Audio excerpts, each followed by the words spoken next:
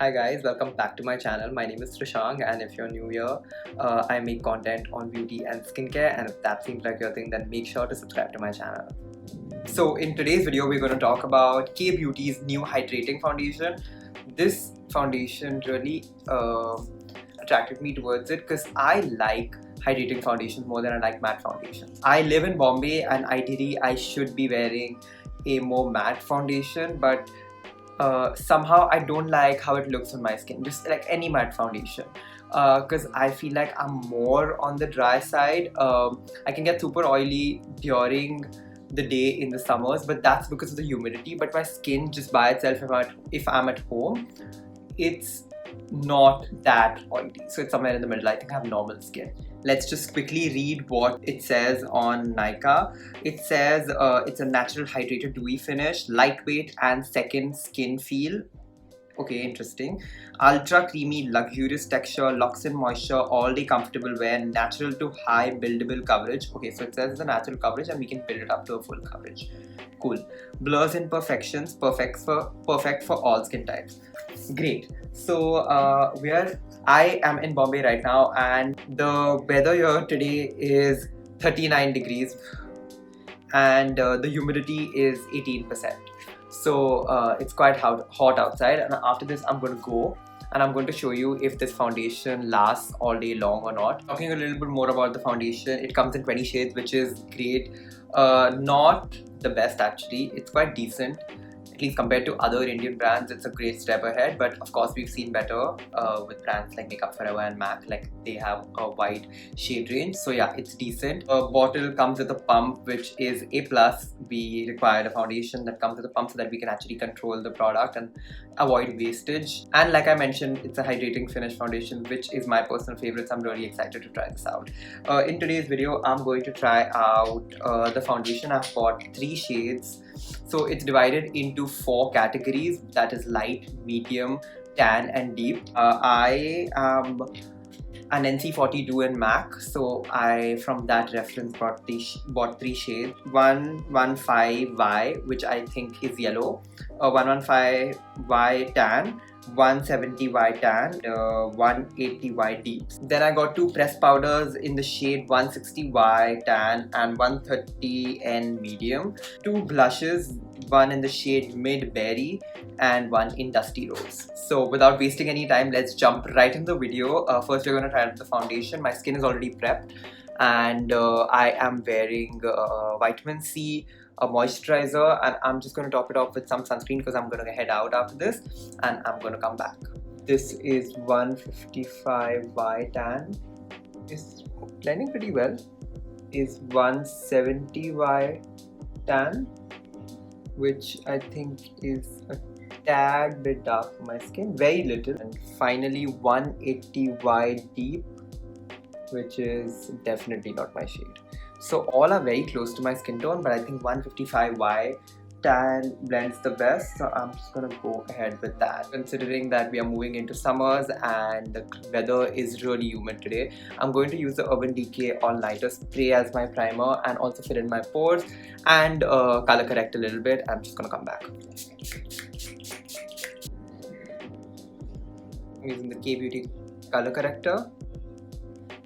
So we're going to do half face with a brush and half with a beauty blender, and we're going to figure out which way is better. So I'm going with 1 pump of foundation, dotting it.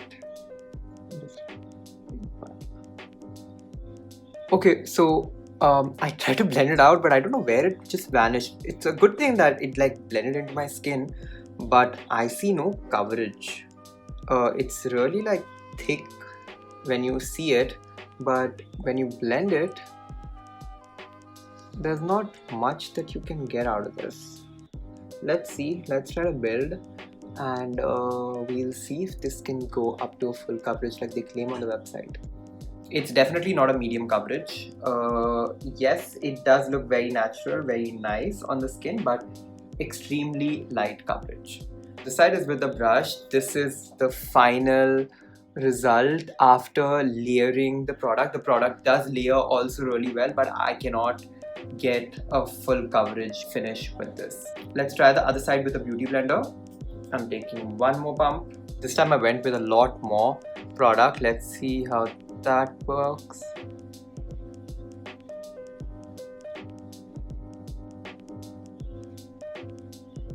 Okay, I feel like the coverage is much better when it blends, when blended with a beauty blender. Yeah, and the finish is also better with a beauty blender. Like, it is looking very glowy, very natural, and there's definitely some coverage, so it looks nice. It's looking natural, glowy, just the way I like it. Definitely buildable with a beauty blender, not so much with a brush. As an everyday foundation, I think this is a great option. It retails for 1200, which is not very expensive, but it's also not cheap. So I can go out looking like this, but I'm still going to layer other products and show you how they look, how it works. And the concealer is also blending really well with the foundation. Just wanted to show you in natural lighting. The foundation has settled in lines here, and I don't even have that many lines. These are just expressions that I was making throughout. So the contours also blended really well, but like I said, it starts cracking up in the lines, so the chances of it being long wearing seems bleak right now, but let's see. The next product is the pressed powder. I think 160Y looks more of my color, so I'm just going to use that. On this side, I'm going to use it with a brush to set the concealer, and here I'm going to use the beauty blender. Let's see which looks better. It mattified the concealer really well. Even my pores are less visible. So the powder is looking good with both the brush and the beauty blender, but I will say that with the beauty blender it looks softer. It's definitely looking a little better than this side. Also with the foundation, I felt like it was accentuating my pores a little bit, but with the powder it's looking much better. Next up is a blush. From the packaging outside, if you can tell, this looks a little darker than this one, but the actual color of the blush is extremely similar. I can barely see any difference in person, but I would still go with Dusty Rose because it's supposed to be lighter. So the blush is pretty pigmented, so go on with a light hand, don't overdo it because this is really a lot. On this side, I'm going with a beauty blender, just tapping it once. Yeah, I think with a beauty blender it's much better. It's more controlled. You can control how much product you want to disperse. With a brush, it's just like boom, and that's a lot. So this is the final look. The foundation looks good right now, but I can tell that from when I applied it till now, it has oxidized a little bit. Like, it has turned a little darker than it originally was, so just make sure to go one shade lighter, maybe very close to your skin but still a little lighter. It's 1 o'clock right now, and I'm going to go throughout my day, and yeah, we'll see how this wears. So this is how my makeup is looking since 1 hour of filming it. The foundation looks really good. Even the powder stayed put, and the blush, it's cracked up a little bit here, but that happened when I was applying it. So that keeping that aside, I think it looks pretty good. So guys, I'm finally back home. It's 9 o'clock right now, so I've been wearing this foundation for 8 hours. I was out throughout the day, but I was with my friends. I could not film because so much was happening, but now I'm at home, already changed my night clothing. This is like a t-shirt that I have since 7 or 8 years, and it just feels so soft to wear. Who else does that? Whoever loves to wear like old clothing at night, leave a comment down below. Anyway, getting back to the foundation. So this is the final check-in. I think the foundation is okay. It's not the best. It's not something that wowed me. I applied the Urban Decay All-Nighter Spray, which I applied on my skin as primer. So this setting spray, even when you apply just on top, it keeps your makeup put for, you know, long hours. But even when I use it as primer, I can see that my skin is getting oilier. Maybe it's not so much so the foundation, but the humid weather, which clearly tells that this foundation is not meant for cities that are really humid like Bombay. Because I don't want to look like an oil factory by the end of the day. Also, my pores look really accentuated here and even here. It stayed put, meaning it's not settled in lines and not cracked up. You saw that it settled in those lines, so that's still there, but apart from that, it's not really moved throughout the day after I powdered my face. So I think that's a good thing. So it can last long in terms of staying in place, but changing of color and oil production, that is not something you can control. So longevity wise, I would say it doesn't stay for long. The blush has faded away over time, like I can barely see it right now. It's all right. It's just like any regular blush that you can find, so this is not something that you need to specially go out and buy. The powder, I would say, the concealer is still matte. I mean, there has been some creasing, but I think I'll give it that's kind of normal. So overall, the K-Beauty foundation, go for it if you have really dry skin.